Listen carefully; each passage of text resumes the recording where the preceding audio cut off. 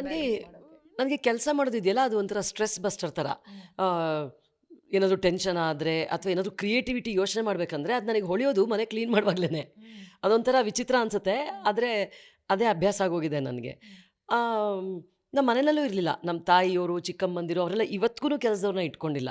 So ನಮ್ಮ ಫ್ಯಾಮಿಲಿನಲ್ಲಿ ಅದೇ ಬಂದ್ಬಿಟ್ಟಿದೆ, ಒಂಥರ ಕೆಲಸದ ಯಾರನ್ನೂ ಹೆಲ್ಪಿಗೆ ಇಟ್ಕೊಳ್ದೇನೆ ನಾವೇ ಮಾಡಿಕೊಂಡು.